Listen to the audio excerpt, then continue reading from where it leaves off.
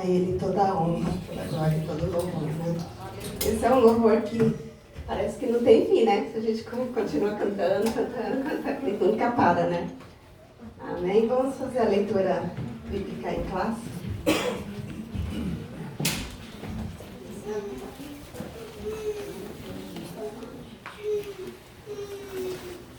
É Romanos 2, né, do 25 ao 29, e Jeremias 31 ao 34. Eu vou ler o primeiro, e aí os irmãos leem o seguinte.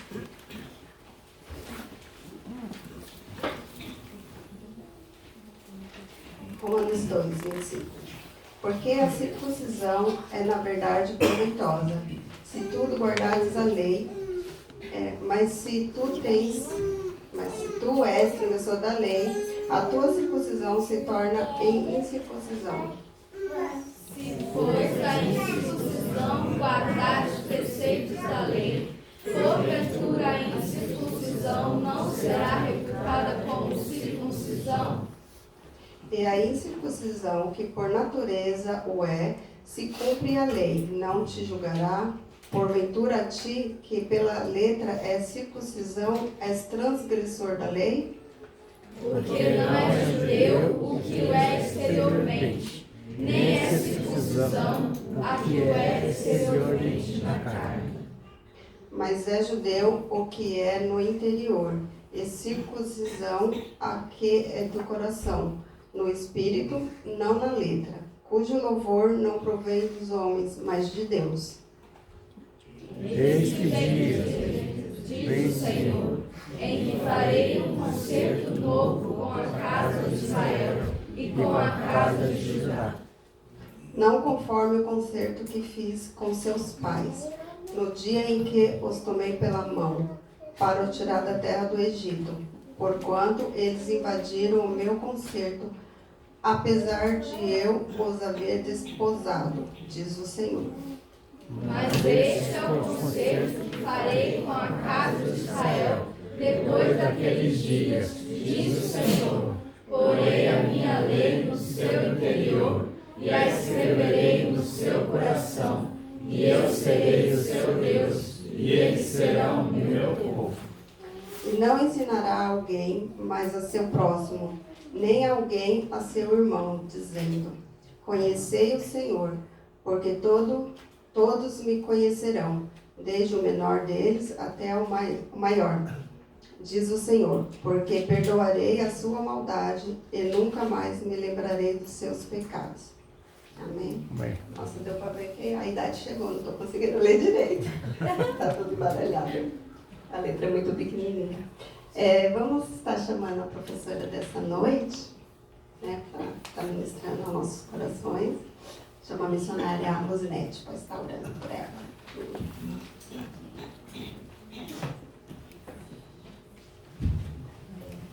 Oremos todos. Soberano Deus e bondoso Pai, aqui está a tua serva, Pai, que prontamente se prontificou, Senhor, em nos ensinar através da tua palavra, Pai. Conceda a ela a sabedoria do alto. Tu, Senhor, trouxeste, Senhor, a este país, Senhor, para estar ensinando o teu povo, Pai. Conceda a virtude do céu, Pai, e abra o nosso entendimento para que possamos aprender mais e mais, Senhor. E não somente ficar no aprendizado, mas pôr em prática, Pai. Continue abençoando a tua serva, na autoridade do nome de Jesus. Nós te agradecemos. Amém. Pode sentar.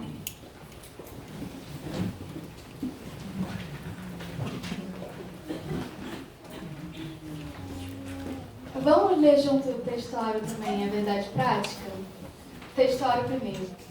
E vos darei um coração novo, e porei dentro de vós um espírito novo, e tirarei o coração de pedra da vossa carne, e vos darei um coração de carne. Ezequiel 36, 26. Verdade prática. O salvo em Cristo Jesus tem um coração novo, voltado para a palavra de Deus e disposto a fazer a sua vontade. Glória a Deus. Pode botar no sumário, a gente vai ver o que a gente vai ver hoje. Então, a gente já tem visto sobre as promessas de Deus, né? E quais são as várias relações da promessa de Deus com a obediência, com a salvação, com coisas na Bíblia. E hoje a gente vai ver qual é a relação da promessa de Deus com um novo coração, né? Essa promessa de novo coração. Então, a gente vai ver o coração na perspectiva bíblica, o coração de quem está em Deus e... Pode passar. E as promessas para o coração. Então, eu vou estar lendo a introdução primeiro. O coração tem uma perspectiva bíblica muito singular. A palavra se refere à realidade da vida interior de cada pessoa. Por isso, ao longo da Bíblia, nos deparamos com conselhos que nos incentivam a cuidar do coração e guardá-lo de todas as influências maléficas. O coração, segundo a Bíblia, é o centro da vida. As promessas para o coração são o tema dessa lição.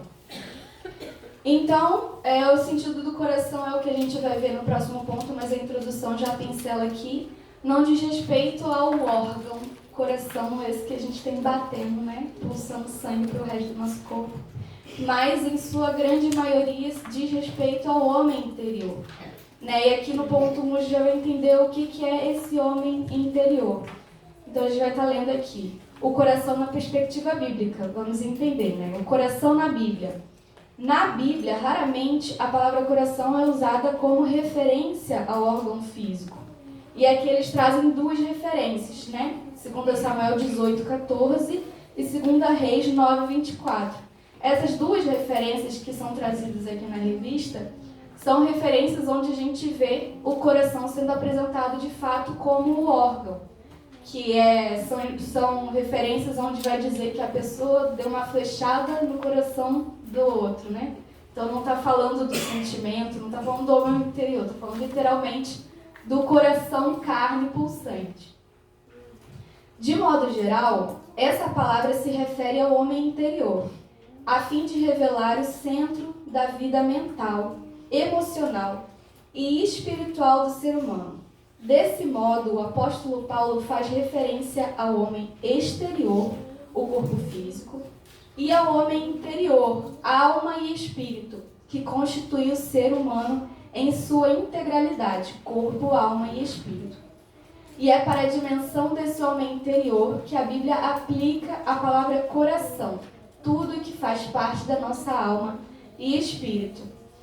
Então, quando a gente vai ver na Bíblia, normalmente, o termo coração se refere a isso, à alma e ao espírito. Né? Nós somos corpo, alma e espírito. Né? E o corpo físico é essa casca que a gente está vendo aqui, que vai apodrecer depois da nossa morte. Né? O espírito vai voltar ao Senhor e a alma, ela diz respeito às nossas emoções, a coisas relacionadas à nossa personalidade. Então, os nossos pensamentos, tudo isso a gente tem dentro da nossa alma. O homem interior, ele é alma e espírito. E é aquilo que carregamos que é invisível aos olhos. Eu queria ler com os irmãos Hebreus 4:12, para a gente entender um pouco melhor.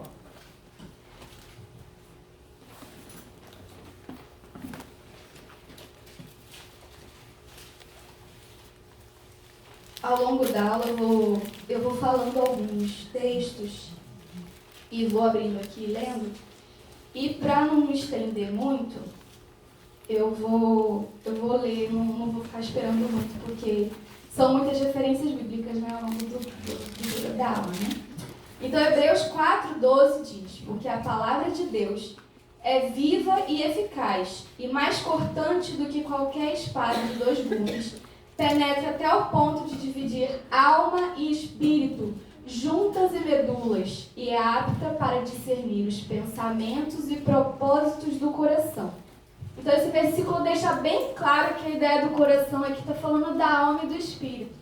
E traz a ideia de que a palavra de Deus, que é a Bíblia, que é aquilo que a gente ouve do Senhor, ele é capaz de nos dar o discernimento do que existe no nosso homem interior. Porque, na verdade, a gente às vezes acha que nós sabemos muito sobre nós mesmos, mas a realidade é que Deus sabe muito mais. Às vezes a gente se surpreende, né, fazendo coisas que a gente nem imaginava que fosse capaz. Então, na verdade, a palavra, ela está aqui para nos ajudar a termos discernimento do que existe no nosso coração, né? Ela sempre fala sobre sondar o coração, né? E Deus sonda os corações e nós temos um relacionamento com Ele e através desse relacionamento Ele nos dá o discernimento, Ele nos revela o que existe no nosso homem interior. O exterior pode enganar, pode manipular. Nós podemos ter um comportamento que não condiz com aquilo que está no nosso interior. Nós podemos agir de uma forma que às vezes a gente já está até habituado por crescer na igreja, por estar em ambiente onde outras pessoas, né, às vezes se adaptando, né, o homem é muito adaptável exteriormente, mas interiormente nós somos muito mais rígidos, muito mais difícil, porque aquilo diz muito respeito a nossos princípios, a valores, a coisas que a gente entende como certo e errado. Então, se a palavra de Deus ela não estiver no nosso cotidiano, a gente vai continuar rígido. Porque a gente pode ter um certo conceito de certo e errado que não é aquilo que condiz com a palavra de Deus. E se a gente não estiver disposto a ouvir do Senhor, a ler a sua palavra, o que Ele diz, o que deve ser feito, o que não deve ser feito, como Ele nos enxerga, como nós somos interiormente, a gente vai só estar vivendo de aparências, não agindo de acordo com a palavra, mas tendo princípios muito rígidos no nosso coração e que ninguém vai estar vendo, só você e o Senhor, claro. E existem coisas que só o Senhor vê e nem você. Então a palavra de Deus, ela nos revela o nosso coração e ela nos dá discernimento. Ponto 2. A circuncisão do coração. O texto da leitura bíblica em classe apresenta Romanos 2, 25 a 29, num contexto em que o apóstolo Paulo ensina o sentido da verdadeira circuncisão da nova aliança. De fato, a circuncisão foi um ato físico estabelecido por Deus para os descendentes de Abraão. Contudo, no Novo Testamento, o que atesta a nova aliança não é mais uma marca física, como a gente viu em Romanos 2, 28, mas a obra realizada pelo Espírito Santo no coração da pessoa, Romanos 2, 29. Essa é a verdadeira circuncisão, essa é uma obra exclusiva do Espírito que nos capacita a ser um seguidor do Senhor Jesus e estabelecer um relacionamento pessoal com Deus. Sem essa circuncisão do coração, é impossível manter um relacionamento vivo com o Pai. Então aqui já está bem claro, né? Na Antiga Aliança existiu uma circuncisão física. Nós sabemos que quando a gente olha para o Velho Testamento, para a Antiga Aliança, tudo aquilo é sombra do Novo, né? Hebreus 10, 1 vai dizer: ora, visto que a lei tem sombra dos bens vindouros, não a imagem real das coisas, nunca jamais pode tornar perfeitos os ofertantes, com os mesmos sacrifícios que ano após ano, perpetuamente, eles oferecem. Então a Bíblia ela vai mostrar, quando a gente vê o Velho Testamento, a gente lê, né, tentando entender o que aquilo vai falar sobre a vinda de Jesus, sobre o Messias, o que aquilo vai trazer de princípios que na nova aliança vai ser a imagem real. Né? É uma sombra, o reflexo, e no Novo Testamento, na nova aliança, com a vinda de Jesus, com a revelação, nós temos a imagem, a realidade do que era a imagem, do que era a sombra, aquilo que é de verdade. Então a circuncisão física, ela era uma sombra da imagem real, ou seja, Deus instituiu algo físico para o povo de Israel demonstrando o que ele faria através de Jesus em nossos corações. Eu estou lendo um livro do Timothy Keller, é meu autor favorito. E o livro é O Profeta Pródigo. E hoje, curiosamente, o autor ele vai falar de uma coisa que eu consegui fazer um paralelo com isso que a gente está vendo aqui sobre a circuncisão. O autor vai dizer assim: a Bíblia explica, fomos feitos à imagem de Deus, em Gênesis 1, 26 e 27. Não pode haver imagem sem que haja um original de quem essa imagem seja um reflexo. Ser a imagem significa que os seres humanos não foram criados para subsistirem de forma autônoma. Precisamos obter nosso sentido e nossa segurança de algo fora de nós mesmos, daquilo que é a realidade, que tenha valor supremo. Ser criado à imagem de Deus significa que devemos viver para o verdadeiro Deus, ou iremos colocar algo no lugar de Deus e fazer a nossa vida girar em torno disso. Então, quando a gente olha para a antiga aliança, esse era o objetivo de Deus. Era demonstrar aquilo que viria a ser realidade. Nós somos a imagem de Deus, mas nós não somos Deus.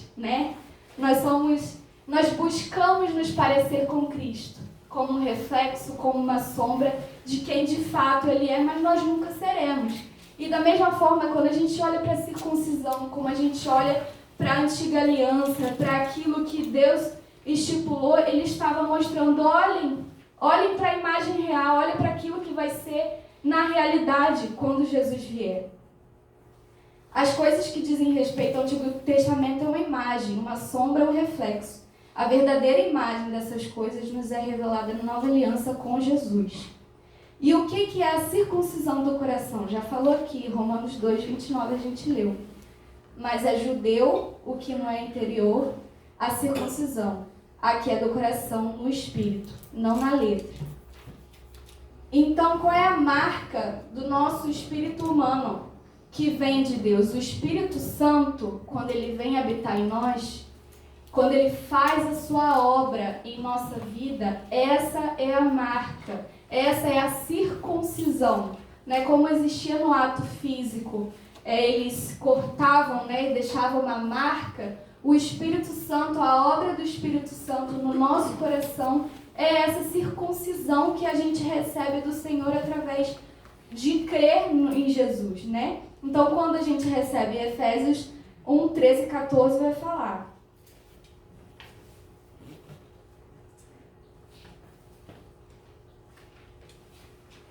ele vai falar a partir do 1 aqui, vai falando bastante coisa, mas a partir do 13 já dá para entender. Em quem também vós, depois que ouvistes, falando de Jesus, a palavra da verdade, o evangelho da vossa salvação, tendo nele também crido, fostes selados com o Santo Espírito da promessa.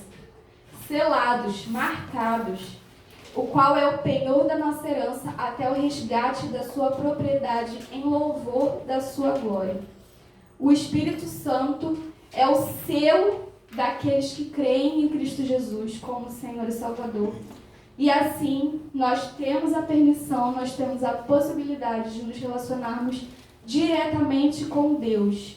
Aquilo que antes a circuncisão representava de forma física, mostrando que aquele povo era um povo separado, era um povo escolhido.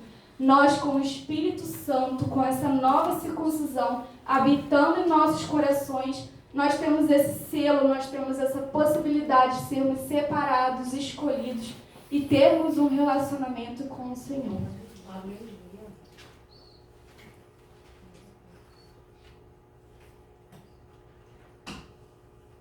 O Espírito Santo é o selo daqueles que creem em Cristo Jesus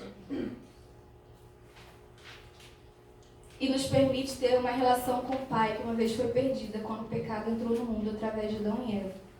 A obra dele é a nossa circuncisão, o nosso auxiliador, o que vai nos ensinar quando nós lermos as Escrituras.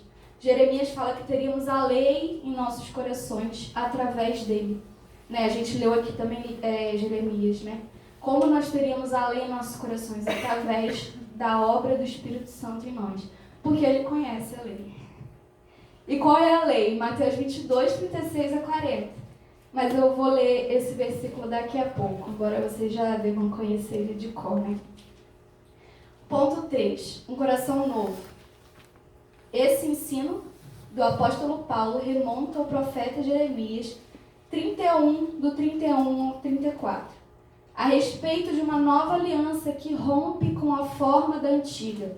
Essa nova aliança não seria mais conhecida pelas marcas físicas, ritualísticas e externas, mas teria a ver com o interior da pessoa, pois Deus escreveria sua lei no coração, poria sua lei no interior da casa de Israel. Assim, Deus daria um coração novo ao seu povo. Por isso, o apóstolo Paulo faz referência a essa obra com a palavra espírito em vez da letra, pois a lei de Deus estaria dentro do ser humano que passasse pela obra de regeneração promovida pelo Espírito Santo. Portanto, de maneira geral, a palavra coração se refere ao que está no interior do homem. Então, no Velho Testamento, os profetas já avisavam ao povo. O povo não estava desavisado de que viria um Messias, de que aquilo que eles estavam vivendo naquela época seria só um reflexo. Não, porque quando a gente olha para os profetas, eles já apontavam para Cristo. Eles já falavam que vai ter um novo concerto, que vai ter uma nova aliança, né, que viria o Messias. Então, se aquelas pessoas ouvissem, né, vamos nos colocar no lugar deles, se nós ali naquele lugar ouvíssemos os profetas, nós também entenderíamos que aquilo que nós estávamos vivendo em circuncisão, em leis, em mandamentos, tudo aquilo, existia um princípio por trás que seria revelado lá na frente. E aí a gente buscaria viver de acordo com esses princípios, que era a vontade de Deus. Só que o homem, ele se atém muito àquilo que é físico. A gente até hoje, a gente tendo a nova aliança, tendo Jesus, tendo tudo que ele fez, a gente muitas vezes procura atalhos para sermos os nossos próprios salvadores, para merecermos a salvação, porque às vezes não cabe na nossa cabeça o que Jesus fez. Qual é a lei? Mateus 22, 36 a 40. Mestre, qual é o grande mandamento na lei? Respondeu-lhe Jesus. Amarás o Senhor teu Deus de todo o teu coração, de toda a tua alma e de todo o teu entendimento. Esse é o grande e primeiro mandamento. O segundo, semelhante a esse, é amarás o teu próximo como a ti mesmo. Desses dois mandamentos dependem toda a lei e os profetas. Toda a lei e os profetas. Os profetas sabiam. A lei estava lá por isso, para apontar. Amai o Senhor acima de tudo e ao próximo como a ti mesmo. E como é que a gente ama o próximo? Como é que a gente ama a Deus através da obra do Espírito Santo na nossa vida? Sinopse 1. O coração refere-se ao homem interior para revelar o centro da vida mental, emocional e espiritual do ser humano. Alguém quer falar alguma coisa? Então, o coração fica da mente. Mente, pensamentos. É porque, na verdade, mente também é uma coisa subjetiva, né? Onde fica a mente? No cérebro? Não, o pensamento. Então, o pensamento, o coração, é algo interior, algo que não dá nem para apontar. Fica aqui fisicamente, né? Amém? Que dor.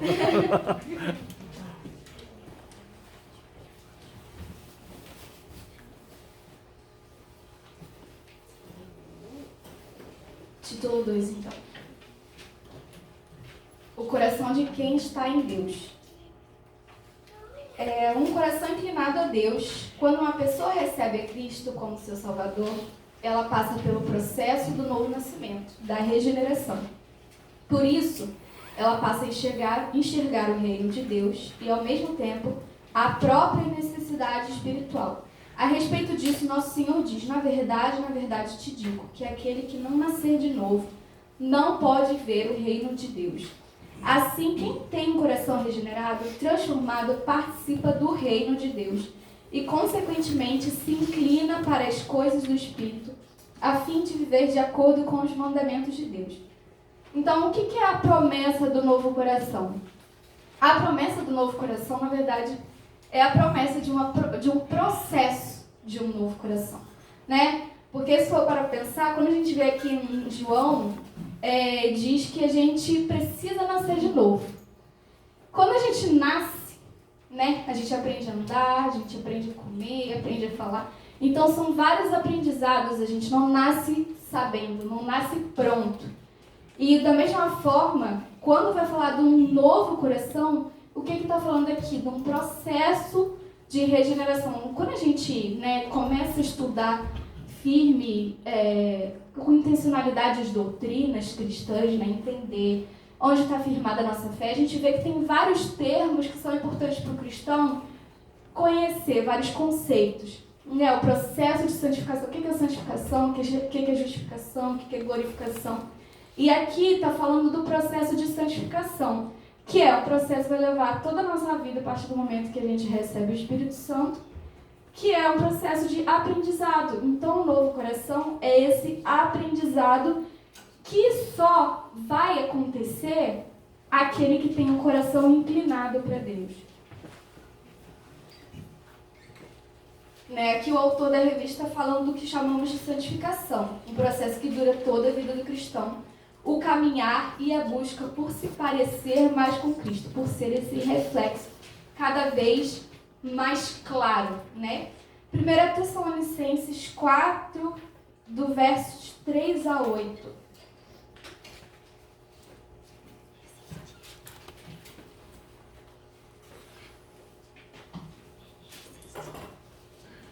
Pois essa é a vontade de Deus, a vossa santificação, que vos abstenhais da prostituição, que cada um de vós saiba possuir o próprio corpo em santificação e honra, não com desejo de lascívia, como os gentios que não conhecem a Deus, e que nessa matéria ninguém ofenda nem defraude o seu irmão, porque o Senhor compra todas essas coisas, como antes nos avisamos e testificamos claramente, é o vingador.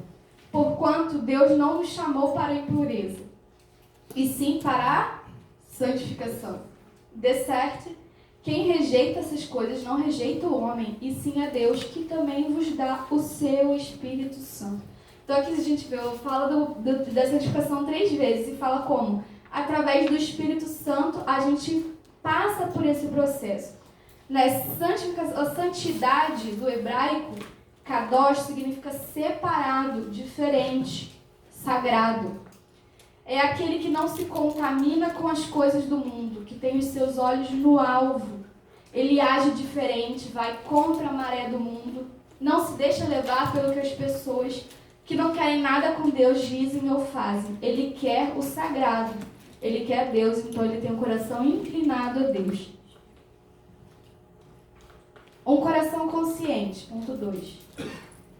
Como centro da vida interior do ser humano, no coração meditamos, ponderamos e avaliamos.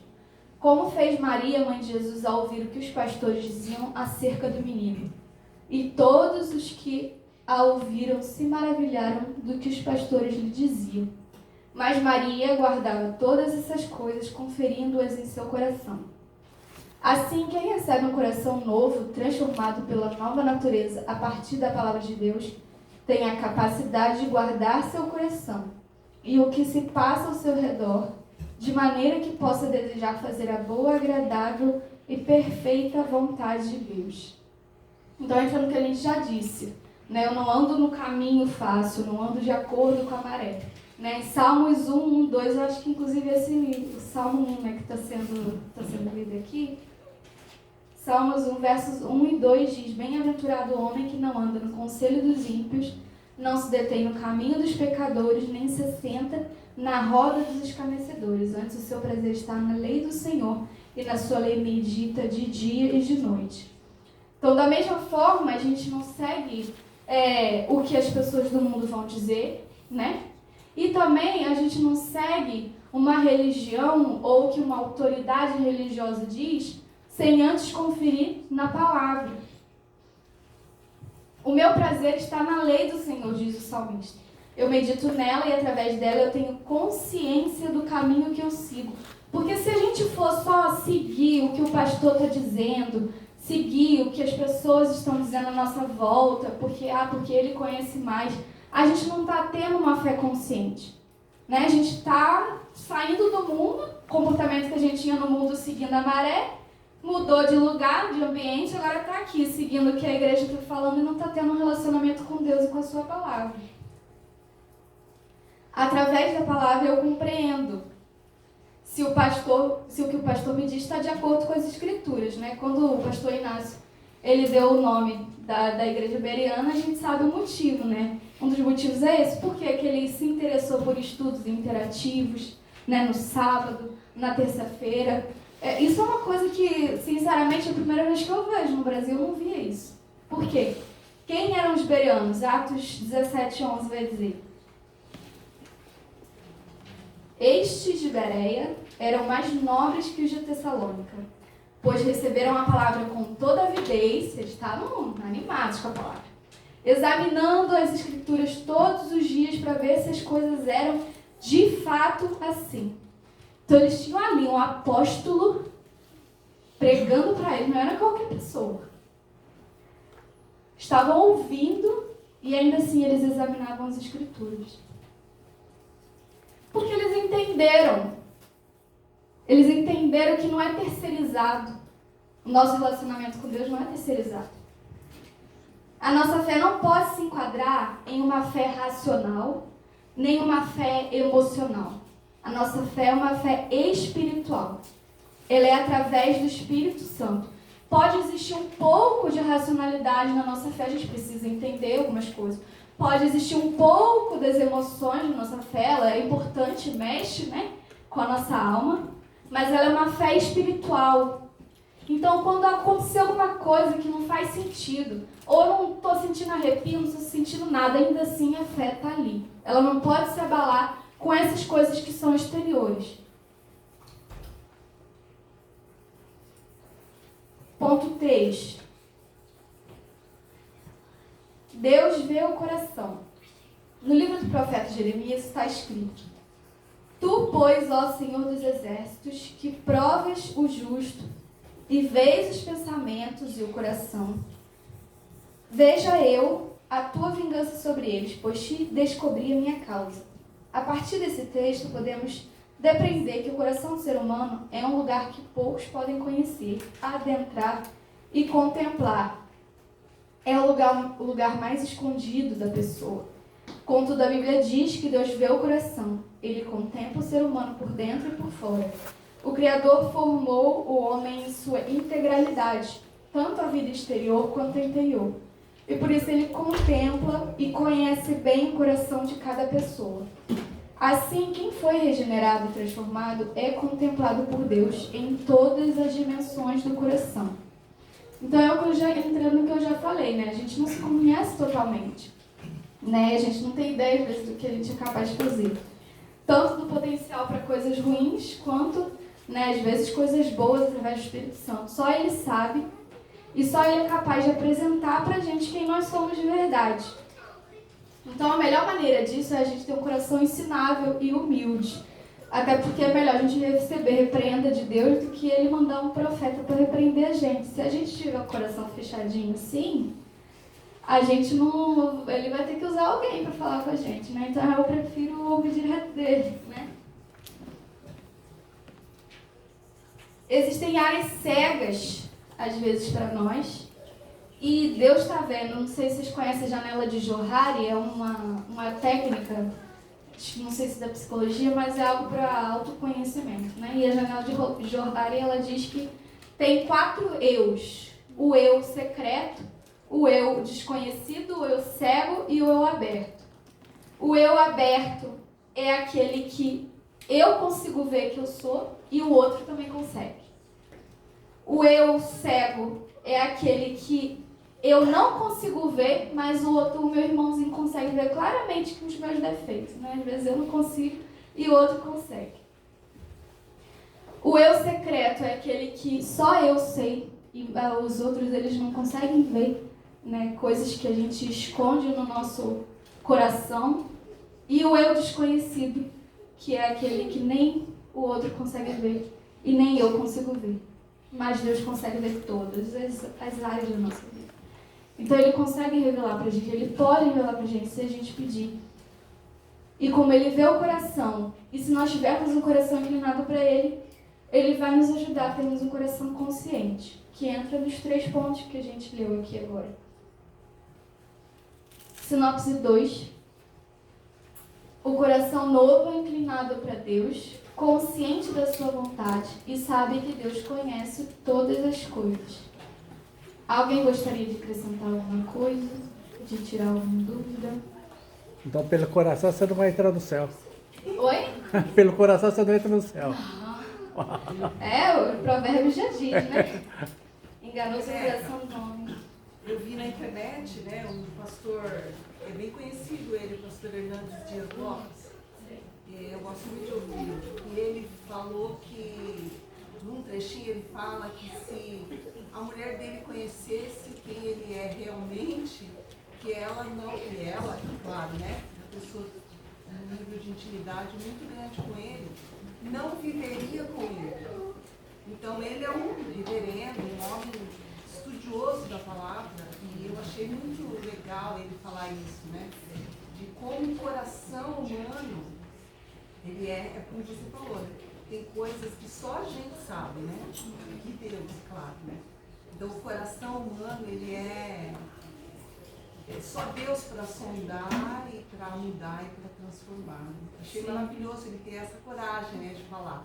Porque muitos estudiosos aí que são tão bons na palavra, né, não têm essa coragem de ser tão sincero como ele foi. Né? Eu acho que é isso que eu normalmente admiro em autoridade.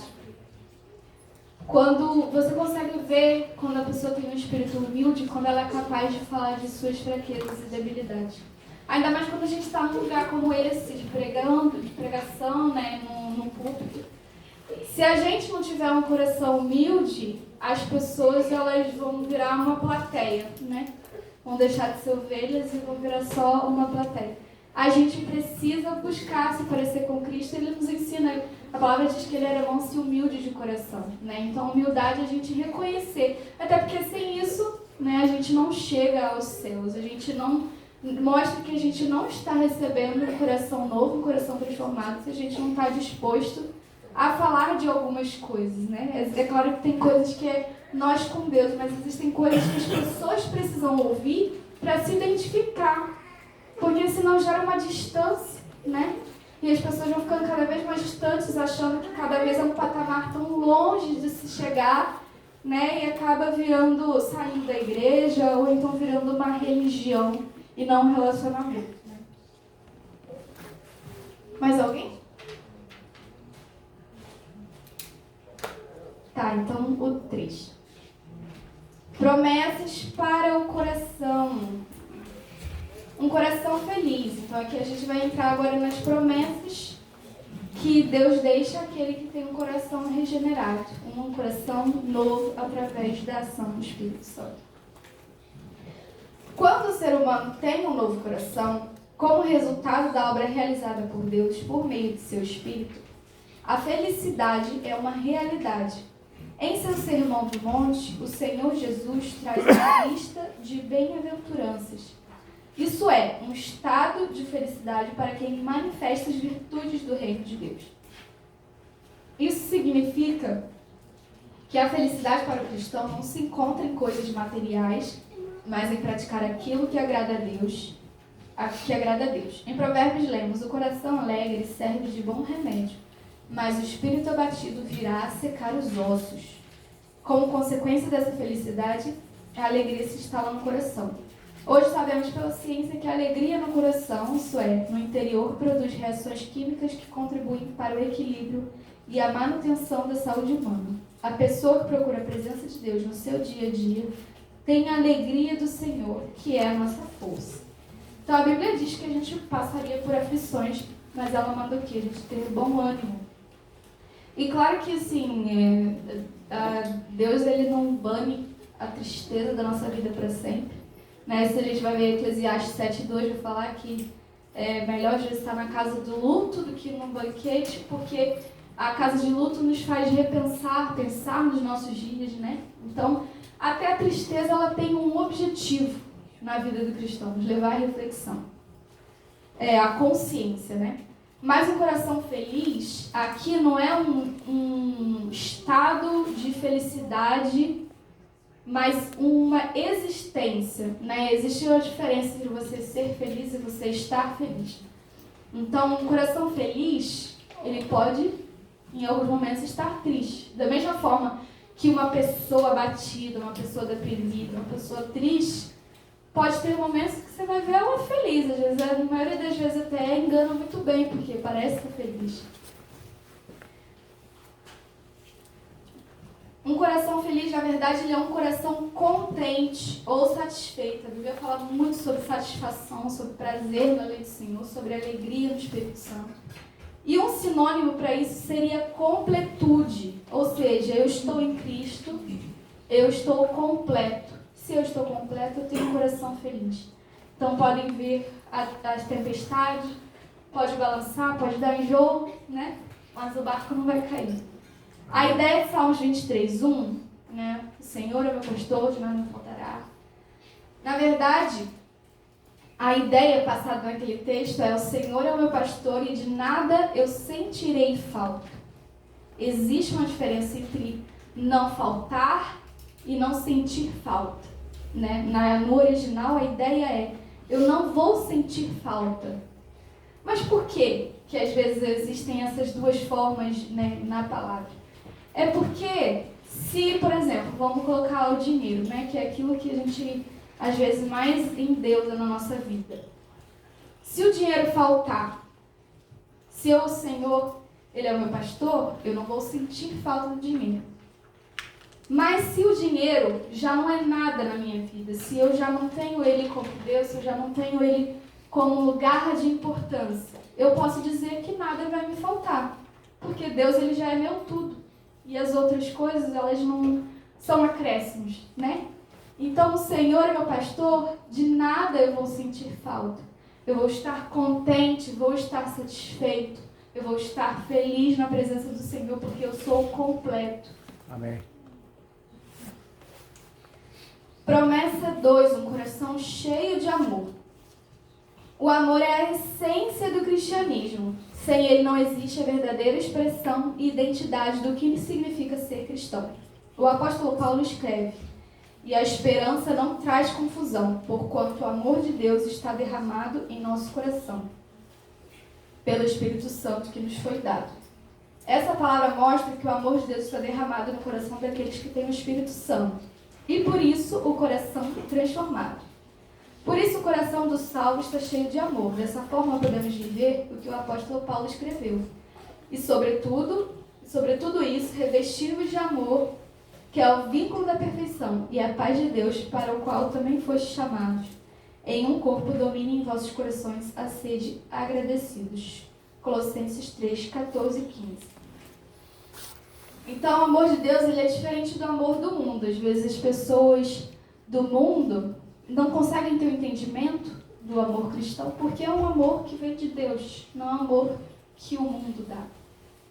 Um coração cheio de amor, do amor de Deus, é um coração que não ama com um sentimento amor, mas com um mandamento amor. Por isso que é a essência do cristianismo, quando a gente leu lá em Mateus, né, qual é a lei, qual é o mandamento? Né, amar o Senhor acima de todas as coisas e ao próximo como a ti mesmo. Eu amo o Senhor acima de tudo e só consigo porque através dele próprio eu sou capacitada pela ação do Espírito Santo em mim. Romanos 5:5. Ora, a esperança não confunde, porque o amor de Deus é derramado em nosso coração pelo Espírito Santo, que nos foi outorgado. Ou seja, o mundo não consegue ter o amor de Deus, porque eles não têm o Espírito Santo. Aquele que tem o Espírito Santo consegue ter o amor de Deus e amar como Deus nos traz o mandamento, e não o sentimento, né? O arrepio, a vontade de estar junto, é mais do que isso, vai além disso. E como que eu amo o próximo a mim mesmo? Qual foi o nosso maior ato de amor por nós mesmos? Se a gente for parar para pensar.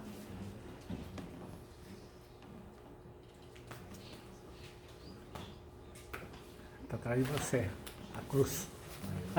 Está atrás de você aí, ó. O maior amor. Esse foi o amor de Deus por nós. O nosso foi a gente aceitar isso em nosso coração. Foi a gente abrir, nos dispor aceitar o perdão de Deus.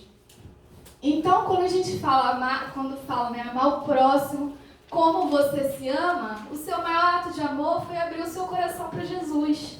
E é claro que a gente não consegue fazer pelo outro aquilo que é papel dele. Mas a gente precisa amar a ponto de apresentar aquilo que nos levou a isso. E é claro que existem outras maneiras da gente demonstrar o amor de Jesus, estendendo a mão ao necessitado, acolhendo emocionalmente, limpando as feridas. Jesus nos ensinou a amar também com atos de misericórdia. Isso é um reflexo físico do que Deus fez por nós espiritualmente. Ou seja, quando a gente acolhe o ferido, quando a gente abraça um irmão que precisa de consolo, quando a gente ajuda quem precisa, isso é uma sombra, um reflexo, não é a imagem real. Porque o que a gente tem aqui vai passar um dia. Então deixa de ser importante? Não. Jesus, ele fazia isso também. E através disso, e com as palavras, ele conseguia revelar qual era a real imagem que ele queria passar. O que é físico não pode caminhar sozinho, porque a gente não é só corpo. Então não adianta só eu limpar a ferida do meu irmão, eu ajudar aquele que necessita, porque ele não é só corpo. O acolhimento não pode caminhar sozinho. Eu consolar aqueles que choram, me alegrar com aqueles que que se alegram, não pode caminhar sozinho, porque aquela pessoa não é só alma. E o compartilhar a esperança de Jesus também não pode caminhar sozinho, porque aquela pessoa não é só espírito.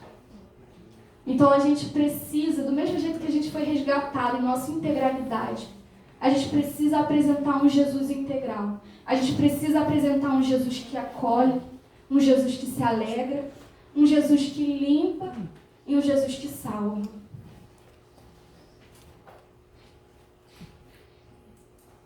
Um coração cheio de amor ama em todas as áreas. Amém. Ponto 3. O penhor do Espírito no coração. Em sua segunda carta aos Coríntios, o apóstolo Paulo escreve: mas o que nos confirma convosco é Cristo, e o que nos ungiu é Deus, o qual também nos selou e deu o penhor do Espírito em nossos corações. Aqui esse texto bíblico mostra que o penhor do Espírito Santo é a garantia de nossa salvação, dada por Deus e testificada em nosso coração. Além dessa garantia, o penhor do Espírito Santo, também chamado de penhor da nossa herança, é garantia da vitória para a igreja do Senhor Jesus Cristo.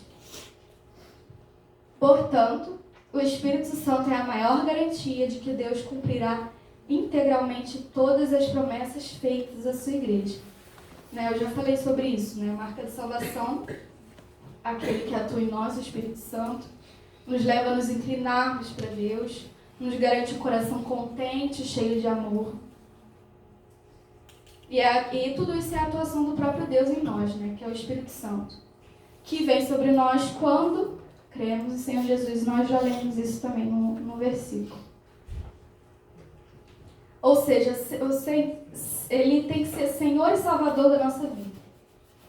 Senhor, porque ele nos comprou, então ele vai nos mostrar o que nós devemos fazer, um Senhor e um Salvador. Não existem atalhos, não existem formas de chegar a Deus além de Jesus. Amém? Alguém gostaria de acrescentar alguma coisa?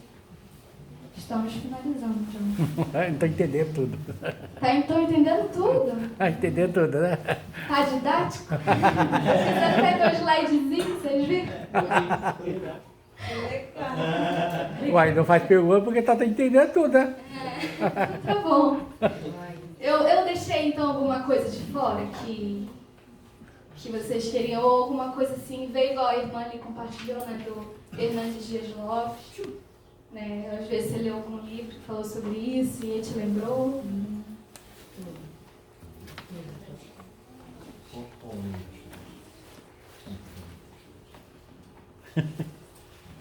Então eu vou para a conclusão. Conclusão. Sinopse. Deus tem promessas de um coração novo, feliz, cheio de amor, que é derramado pelo Espírito Santo. Glória a Deus. Todos aqui têm o Espírito Santo? Amém. Amém. Amém. Conclusão. Nessa lição estudamos a promessa de um novo coração para a igreja. Ninguém pode ver o coração, pois ele se refere ao interior de cada um. A pessoa pode falar uma coisa e pensar outra, pode prometer uma coisa e proceder de modo diferente. Tudo isso faz parte das fraquezas da condição humana. Contudo, mediante sua onisciência, Deus sabe de tudo e de todas as coisas, tanto do universo quanto do coração do ser humano. Ele é o Senhor que esquadrinha o nosso coração, prova os pensamentos e recompensa cada um conforme suas ações. Esse é o Deus que nós temos, um Deus que nos ajuda no processo de santificação, que nos ajuda no processo de ter um novo coração. Então, a gente não pode aceitar a condenação de Satanás, dizendo, né, às vezes eu me lembro quando eu tenho 2 irmãos, né? E aí, lá na minha casa, os meus irmãos, eles eram mais bagunceiros e eu era mais, assim, regradinha, certinha. Normalmente é assim, né? A menina mais certinha, os meninos são mais voadinhos. Então, eu tinha um peso dobrado em cima de mim. Por quê? Às vezes, o meu irmão, ele virava pra mim e falava assim, Rebeca, me presta o carregador? E eu falava, não. Aí ele, é essa crente que você é? Então, que eu já ouvi dos meus irmãos falando isso, não podia negar nada. Então, a gente precisa entender que nós estamos num processo de santificação. E às vezes é isso. Então, vamos para revisar o conteúdo?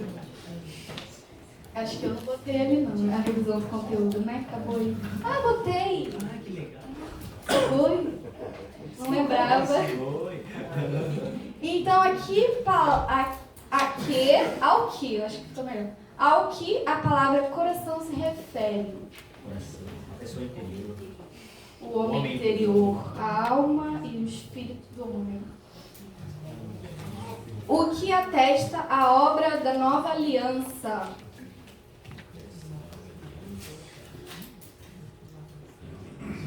Qual é a nossa marca? Isso. A obra agora é através do Espírito Santo, não é mais uma marca física. Qual é a capacidade de quem recebe o coração novo?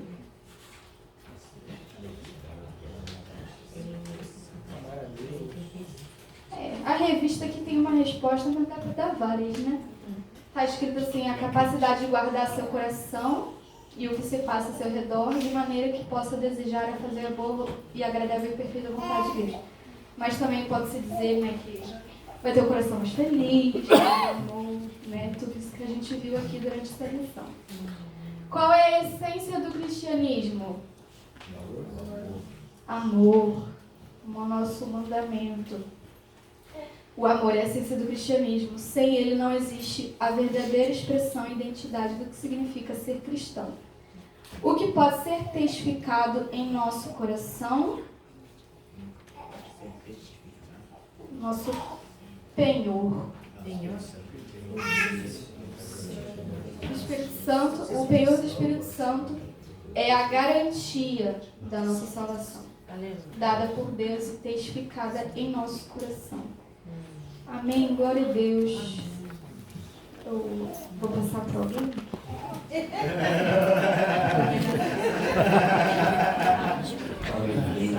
Glória a Deus. Que palavra maravilhosa. Que podemos ouvir Deus.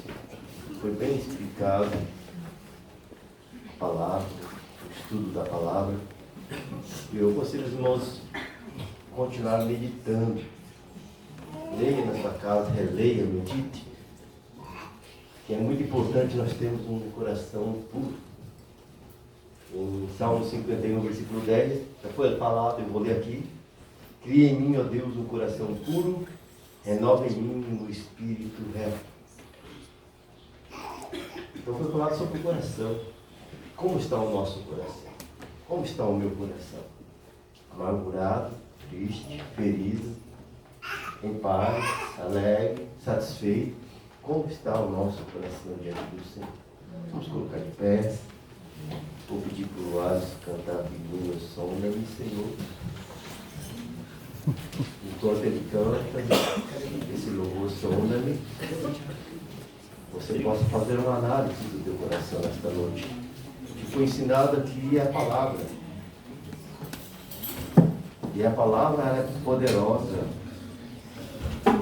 É a palavra traz cura. A palavra traz libertação. A palavra traz vida. E nós estamos aprendendo aqui sobre as promessas de Deus. A próxima lição é para a promessa de paz. Nós estudamos promessa de cura. E o Senhor está aqui para curar.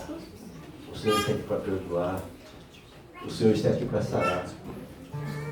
E Ele deseja curar o teu coração. Se o teu coração está enfermo, se o teu coração está triste, se o teu coração está amargurado, é o momento agora de refletir como está o teu meu coração. A palavra fala, o coração alegre, formoseia o rosto.